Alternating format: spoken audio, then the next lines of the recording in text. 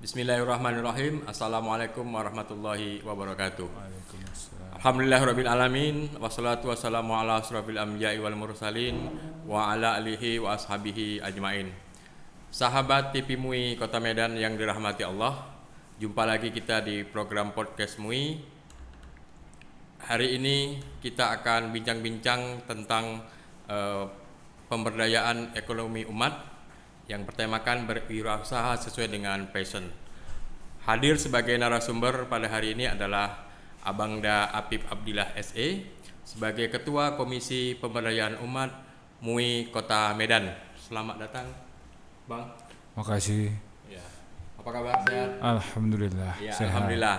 Bang Apip ini selain sebagai pengurus MUI Kota Medan juga sebagai anggota DPRD Kota Medan. Iya. Komisi apa, Bang? Komisi pada saat ini Komisi 2 Komisi 2 membidangi kesejahteraan masyarakat. Kesejahteraan masyarakat. Jadi sesuai dengan tema pembahasan kita hari ini, ya. Baik pemirsa TV MUI Kota Medan, tidak perlu lama lagi kita akan berbincang-bincang tentang berwirausaha sesuai dengan passion, ya. Bang, bisa dijelaskan apa sih passion itu? Passion itu kan adalah sesuai dengan apa yang kita minati. Artinya kan kewirausahaan kita juga bisa memilih menjadi usaha apa. Termasuk bukan hanya dari yang dibutuhkan kita, artinya ada yang memulai usaha dengan sesuai kebutuhan masyarakat. Ada juga yang memulai usaha dengan apa yang mereka minati. Jadi apa yang mereka minati itu yang menjadi basis usaha mereka. Jadi ini salah satu cara menjadi pengusaha tapi bisa menikmati prosesnya. Menikmati proses artinya kalau kita hobi makan bakso jangan hanya makan, tapi pikirkan bagaimana kita menjadi pengusaha bakso. Gitu, Bang. Betul. Nah, kalau bagi ibu-ibu ini yang hobi belanja pakaian misalnya, jangan hanya pikirkan hobi belanjanya, tapi bagaimana dia juga bisa berusaha dengan hobi dia itu. Ya, nah, itu dia. Nah, ini kan nggak gampang berusaha ini, Bang. Ini perlu kiat-kiat gitu kan. Kira-kira apa sih kiat biar kita bisa sukses dalam menjalankan usaha itu sendiri? Kalau sukses pasti yang penting jangan punya jiwa yang cepat menyerah. Iya. Karena jadi pengusaha ini lebih banyak gagalnya daripada suksesnya. Pasti. Ya. Karena memang itu sudah persentase yang ada dari 100 atau 10 wirausaha, paling dalam 5 tahun tinggal 2 yang selamat, yang masih menjadi pengusaha yang sama. Dalam 10 tahun hanya 1 yang tinggal. Jadi 90% gagal. 90% gagal. Dan ini artinya sudah secara ilmiah memang sudah begitu. Jadi jangan pernah takut dengan yang namanya gagal. Itu harusnya kita yang buat gagal yang takut sama kita. Caranya itu dengan kiat-kiat yang tadi, kita jangan pernah menyerah. Artinya kan ada 2 tipe orang pengusaha. Pertama pengusaha yang pemenang, satu lagi yang pecundang. Oh, apa itu Ustaz? Bedanya kalau pecundang dia selalu menyalahkan siapapun kecuali dirinya sendiri. Apapun tapi bukan dia yang salah. Jadi dia salah karena dia lahir di Medan, karena Indonesia belum siap, karena saya terlahir dari keluarga seperti ini, karena kondisi ekonomi saya sulit dan lain sebagainya.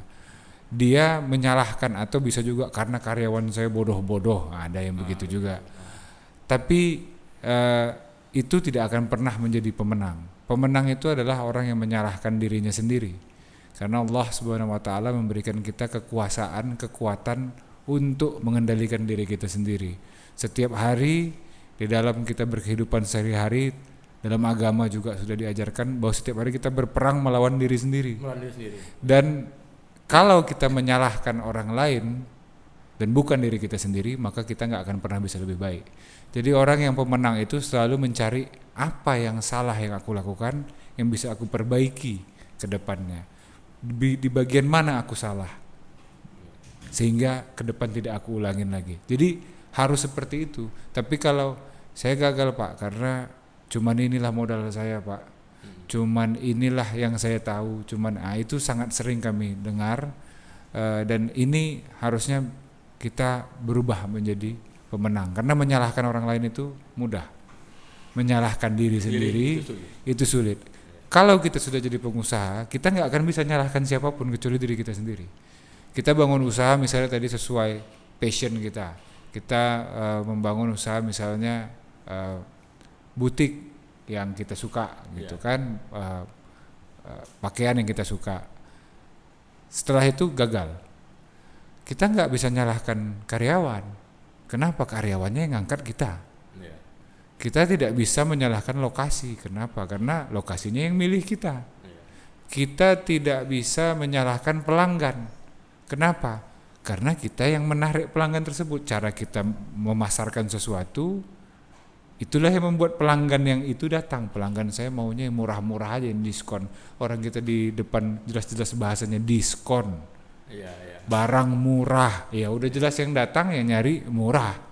Jadi tidak ada yang bisa disalahkan kecuali diri kita sendiri. Jadi pengusaha itu adalah orang yang benar-benar siap untuk jadi pemimpin, bukan hanya pemimpin usahanya tapi terutama pemimpin dirinya sendiri. Baik, jadi gini Bang, satu lagi sebagai problem dari usaha ini adalah modal. Ya. Tapi kadang juga orang punya modal nggak tahu usaha apa gitu. Nah, ini cerita modal loh, apa benar modal itu sebagai pemicu utama untuk sebagai kita bisa berusaha? Oke.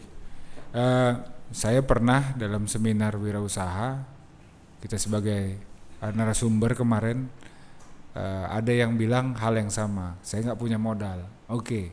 Pengennya buka usaha apa? Pengen buka sekolah, Bang. Kira-kira udah tahu kurikulumnya bagaimana? Belum tahu, Bang. Lokasinya di mana? Belum tahu, Bang. Kira-kira bagaimana cara memasarkan agar orang tua yakin bahwa meletakkan anaknya bakal baik di tempat kita? Belum tahu, Bang. Berapa kira-kira modal biaya yang diperlukan? Kira-kira 1 miliar, Bang. Udah pasti 1 miliar itu cukup. Cukup, Bang. Dari mana tahu? Saya rasa cukup, Bang. Saya rasa. Jadi gini, kadang kita menyalahkan modal, tapi ternyata kita yang belum siap menerima modal. Kita banyak yang bilang modal nggak ada, tapi kita nggak pernah memikirkan bagaimana agar orang bisa yakin meletakkan modalnya di kita. Sedangkan kita sendiri tidak tahu kita mau buat apa. Mungkin kita udah tahu, saya udah tahu, saya mau buat usaha. Misalnya bakso tadi, kita mau buka usaha bakso, bisa. Sudah dipikirkan bagaimana, lokasinya seperti apa, target marketnya yang mana, pemasaran seperti apa yang akan dilaksanakan. Kalau pemasaran yang seperti ini gagal, maka pemasaran yang selanjutnya seperti apa. Bagaimana meningkatkan nilai pembelian per pelanggan, bagaimana memastikan pelanggan yang sudah beli bakal kembali lagi. Strateginya mesti detail. Strategi kita detail sehingga bisa yakin orang meletakkan modalnya kepada kita. Misalnya kita contohkan tadi yang sekolah. Sekolah tersebut bisa dengan cara memasarkan, misalnya kurikulum kami berbeda. Kayak kita tambahkan misalnya ada hafalan Quran di dalamnya. Itu kan salah satu pembeda. Sehingga orang yang ingin anaknya juga sebagai hafiz, mulai menghafal Quran, bisa meletakkan atau menempatkan anaknya di sekolah tersebut. Begitu juga misalnya dengan bagaimana cara mencari modal. Salah satu yang lainnya adalah misalnya sekolah. Karena ada pengusaha-pengusaha muslim yang sukses di sekolah, di bidang pendidikan. Ajak, minta nasihatnya, satu. Kedua, ajak menjadi salah satu investor di tempat kita. Tidak perlu uangnya, kita tidak perlu uangnya. Misalnya ada yang sukses, kalau kita bilang salah satunya mungkin kan salah satu Yayasan Pendidikan Harapan atau Safiatul yang ada di Setiabudi, itu kan pengusahanya adalah pengusaha-pengusaha sukses. Kalau pengusaha tersebut sudah invest di kita, sudah punya saham mungkin 20%, kita letakkan saham kosong sebagai penasihat, sebagai pembina 20%. Waktu kita mempresentasikan, mencari modal, mempresentasikan dengan orang lain, pas kita bilang, oh beliau juga sudah menjadi investor di tempat kami, beliau juga sudah ada saham di tempat kami. Jauh lebih yakin orang terhadap kita dibanding kalau kita sendiri yang mempresentasikan. Strategi banyak, strategi untuk mendapatkan modal banyak, tapi kita siap apa enggak mencarinya? Menjalankan modal itu ya. Iya, mencari modal Mencari itu. modal itu. Kalau udah tahu nggak ada modal, jangan malas nyari modal, Iya. gitu loh. Artinya belum tentu yang punya modal, modalnya akan aman, tidak akan hilang, tidak juga. Iya. Karena cara mengelola suatu usaha itu berbeda-beda. Waktu kita mimpi pengen buka sekolah, mengelola sekolah tidak segampang yang kita mimpikan, sangat sulit. SDM dan lain sebagainya, sistemasi, bagaimana mengontrol guru-guru, bagaimana kita memimpin sekolah tersebut, tidak mudah, tidak seperti teori. Itulah kita gunanya, kita membutuhkan orang-orang mentor-mentor yang memang sudah ahli di bidangnya, yang sudah terbukti sukses. Iya. Kembali Bang tentang UMKM kita ini. Banyak UMKM kita ini nggak maju, susah majunya. Ya salah satunya tadi itu adalah salah mencari modal. Ya, dia mencari modal di tempat yang salah kepada rentenir. Betul. Nah, kan ini salahnya. Nah, dari Komisi Pemberdayaan Umat inilah MUI Medan, apakah ada yang atau konsep bagaimana kita berwirausaha yang halal, kemudian UMKM itu tidak terjebak kepada rentenir? Sebenarnya segala sesuatu yang dimulai dari riba tidak akan baik. Itu sudah kita rasakan sendiri, kita pribadi pun dulunya sebelum mengerti soal riba sama, kita juga ke bank dan lain sebagainya. Tapi akhirnya semakin lama kita semakin mengerti, dan memang berbeda usaha yang kita mulai tanpa riba, tidak ada riba di dalamnya, berbeda permasalahannya. Jauh lebih banyak kemudahan dibanding kesulitannya.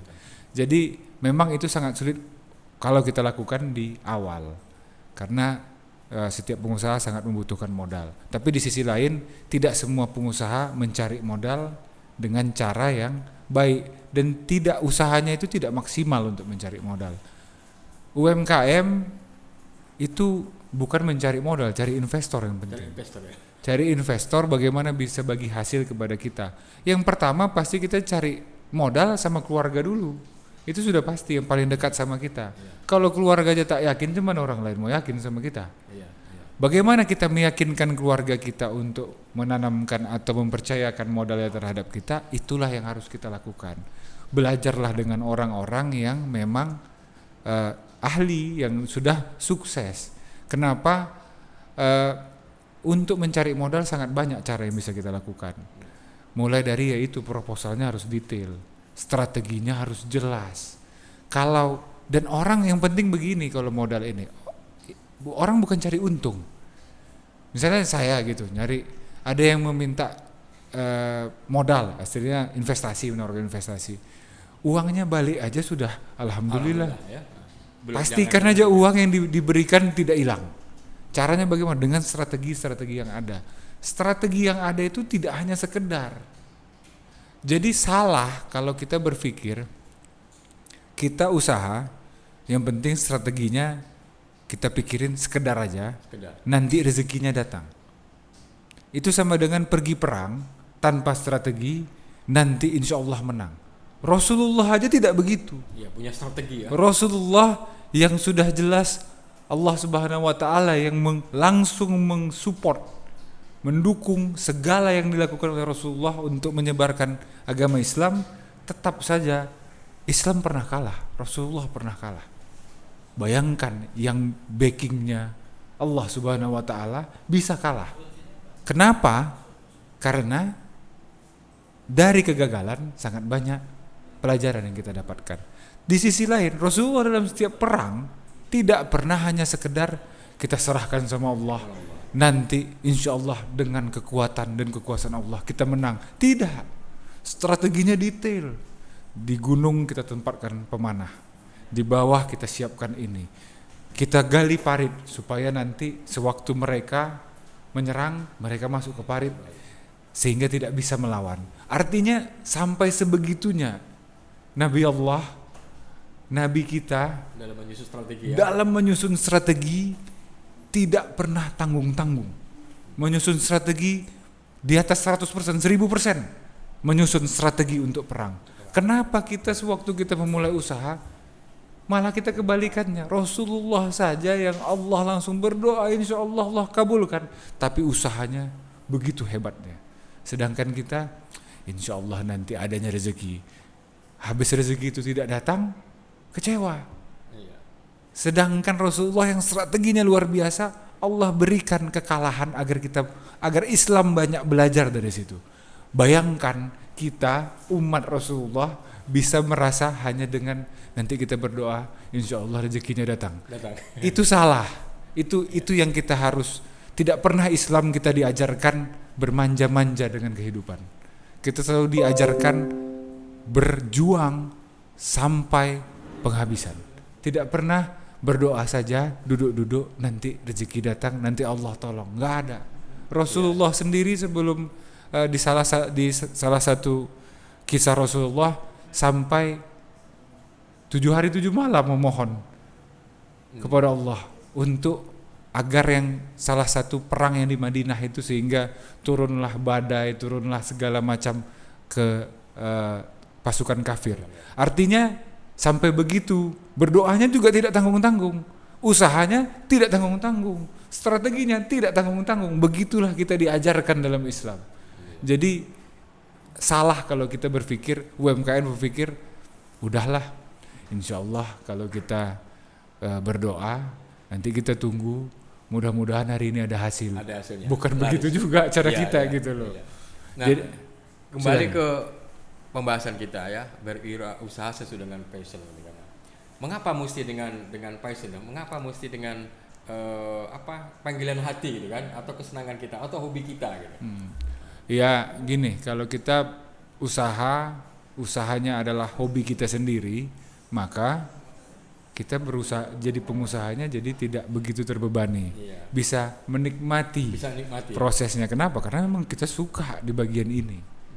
Di bagian misalnya tentang tentang tadi bakso. Boleh, memang kita suka di bidang perbaksoan.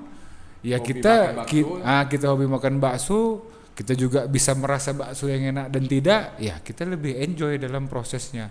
Ada yang misalnya usahanya di bidang videografi misalnya, enjoy di bidang itu, ya menikmati dalam perjalanannya. Begitu juga di bidang pendidikan, memang dia hobi di bidang pendidikan, jauh lebih nikmat dia menjalankan usaha tersebut dibanding kalau yang lain yang tidak suka misalnya di bidang pendidikan tapi terpaksa di situ. Tapi ada salah satu yang mesti kita mengerti, terkadang rezeki kita memang di satu bidang. Setelah kita lama menjalani satu bidang tersebut dan bidang tersebut menghasilkan dan kita menjadi ahli di bidang itu, ternyata kita memiliki passion yang luar biasa tanpa kita sadari. Kita lebih bisa menikmati proses, bahkan ada yang bilang sebelum, ini enggak, ada juga yang nikmat prosesnya setelah kita jalani. Jadi tidak berarti salah satu yang tidak baik menurut kita ternyata tidak baik. Kadang rezeki yang selalu datang Allah menyatakan ini baik buat kamu. Setiap rezeki yang kita datang ke kita ternyata berkah, menjadi sehat bagi anak-anak, bagi keluarga kita, baik, itu bisa jadi memang hal yang memang diberikan kepada kita. Jadi ada yang tidak mengerti bahwa rezeki memang Allah yang ngatur, kita yang harus mencari rezeki kita di mana, menjemput gitu. rezeki kita di mana ya? Gitu loh. Jangan cepat nyerah, itu yang penting. Jangan cepat nyerah ini yang penting ya. Kadang-kadang belum berusaha sih sudah kalah duluan. Banyak. Ini besok aku jual pecel, tapi begitu dia lah, aku siapkan gerobaknya, siapkan sayurnya. Begitu mau jualan, dia langsung laku kira-kira laku nggak ya? Gitu. Iya. Banyak gitu Bang ya. Ada yang lebih parah.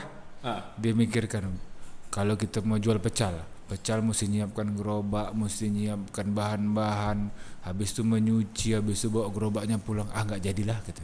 Kali banyak capek ini kayaknya kan. Ada yang begitu. Tapi banyak. Begitu melihat pengusaha pecel yang sukses, dia sukses ya gitu. Dia pikir kesuksesan pengusaha pecel itu dalam 1 hari 1 malam langsung sukses. Nggak ada pernah kejadian kita usaha dalam 1 hari 1 malam, hanya dalam 1 bulan 2 bulan sukses, nggak ada. Membangun sesuatu itu dengan Banyak usaha proses, dengan banyak banyak proses, banyak kegagalan panjang. Saya selalu mencontohkan bagaimana Rasulullah berjuang dalam membangun, dalam kita mensyiarkan Islam sama dengan membangun usaha. Tidak bisa langsung syiar itu langsung seluruhnya Islam diterima oleh seluruh, tidak bisa. Tetap harus dengan prosesnya. Butuh proses. Dan itu tidak boleh menyerah. Kenapa? Itulah gunanya mentoring. Itu yang kami bangun di Komisi Pemberdayaan Ekonomi Umat. Bagaimana mentor-mentor yang ada, pengusaha-pengusaha muslim yang sukses, kami sudah mulai mendekati beberapa pengusaha muslim yang sukses, yang di beberapa bidang yang memang sudah umum, artinya yang sudah banyak menjadi minat masyarakat, sehingga nanti bisa menjadi guru. Gini loh, waktu kita rasa ini masalah besar kali nih. Misalnya ada masalah karyawan semua dalam satu hari semua resign, mengundurkan diri. Wah, ini bagi pengusaha yang belum pernah merasakan ini kiamat ini. Besok gimana ini? Gitu loh. Tapi bagi yang sudah sukses, dia sudah pernah merasakan itu. Ah, gitu aja. Belum ada apa-apanya nih gitu. Iya, baik Bang. Belum ada apa-apanya begitu loh. Sangat luar biasa pembahasan kita hari ini, tapi ini karena waktu Bang. Iya, Waktu siap. kita dan pemirsa TV MUI yang dirahmati Allah, banyak ilmu yang kita ambil dari Bang Afif ini. Ya, beliau juga seorang pengusaha Bang ya. Iya. Nah, seorang pengusaha, sebagai politisi Iya. ya di DPRD dan di MUI sebagai Komisi Pemberdayaan Umat. Ini sangat korelasinya sangat berhubungan, dan apa yang disampaikan Bang Afif itu tadi bisa memotivasi kita bagaimana kita bisa berwirausaha ya sesuai dengan passion kita. Ada satu sebelum kita tutup, Bang. Iya, silakan. Kita sedang di Pemberdayaan Ekonomi Umat, di komisi kita sedang kita membuat kerjasama bagaimana ada salah satu beras bisa kita distribusikan ke masjid-masjid, tapi kita sudah pastikan prosesnya tidak ada riba di dalamnya. Tidak ada riba. Tidak ada riba di dalamnya, karena penting bersih riba ini penting. Pada saat ini kita sangat terbelit dan terjebak dengan berbagai banyak riba yang ada di Indonesia ini. Jadi ini mungkin salah satu cara kita mengajarkan bahwa riba itu tidak baik, dan insya Allah yang kita mulai dengan tanpa riba akan lebih baik. Jadi bagaimana agar para BKM masjid, para remaja masjid bisa membangun usaha, bisa kita bantu dalam membangun usaha, dan bisa kita berikan pembinaan sehingga usaha yang dilaksanakannya benar-benar bisa halalan thayyiban mubarakah. Masya Allah. Halal, thayyib dan berkah. Dan berkah. Insya Allah mudah-mudahan program ini bisa terwujud. Insya Allah, ya. Insya Allah bisa terwujud, dan semua pengusaha UMKM khususnya bisa sukses tanpa riba. Insya Allah. Kuncinya tadi disampaikan Bang Afif, harus percaya diri, kemudian kerja keras, ya, dan intinya tadi kita tangkap dalam bahasa carilah modal yang tidak menyusahkan kita, yakni tanpa riba. Dan Baik. terakhir Bang, jangan pernah menyerah. Dan jangan pernah menyerah. Baik, terima kasih sahabat MUI Kota Medan. Sampai jumpa di program berikutnya. Terima kasih atas perhatiannya. Mohon maaf atas segala kekurangannya. Billahi taufiq wal hidayah. Assalamualaikum warahmatullahi wabarakatuh. Waalaikumsalam Terima kasih, Bang. warahmatullahi wabarakatuh. Sama-sama Bang.